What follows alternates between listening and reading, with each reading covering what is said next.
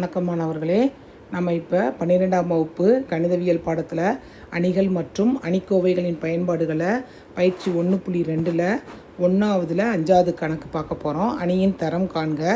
கொடுத்துருக்கப்பட்ட அணியை நம்ம ஏன்னு எடுத்துக்கிறோம். அதனோட வரிசை என்னன்னு பார்த்தோம்னா 3 நிறையும் 4 நிரலும் உள்ளன. 3/4 வரிசை இருக்குது.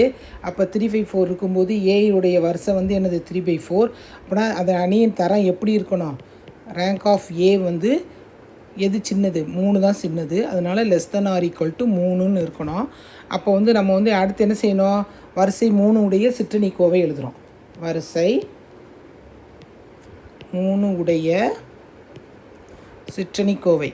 ஏன்னா இங்கே 4 வரை இருக்குது. அதுலேருந்து நம்ம சிற்றணிக்கோவை எழுதுகிறோம்.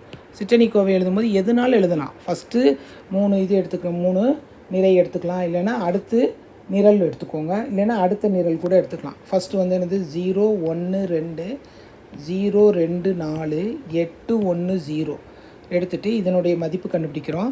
0வால் எதை பெருக்கினாலும் 0 தான் வரும். இங்கே 1 இருக்கிறதுனால -1 இன்ட்டு 0 -32 ப்ளஸ் 2 இன்ட்டு 0 -16 போடும்போது இங்கே என்ன வரும்? மைனஸ் இன்ட்டு மைனஸ் ப்ளஸ்ஸு, அங்கே -32 = 0 வந்துருச்சு. 0 வரதுனால நம்ம அடுத்த ஒரு சிற்றணிக்கோவை இதே 3 வரிசை உடைய அடுத்த இதை எழுதுகிறோம். 1 2 1 2 4 3 1 0 2 எடுத்துக்கிறோம். இந்த 2 எடுத்துக்கிட்டு இதுக்கு நம்ம எடுக்கோம் 1 இன்ட்டு 8 -0 -2 இன்ட்டு 4 -3 ப்ளஸ் 1 இன்ட்டு 0 -4. இப்போ சிம்பிளிஃபை பண்ணும்போது என்ன வரும்? 8. இங்கே 1.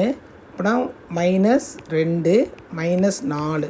அப்படின்னா நம்மளுக்கு மதிப்பு என்ன வருது? 2. 2 ≠ 0. 0 வரும்போது நம்ம எடுத்துருக்கிறது என்னது? Row of A =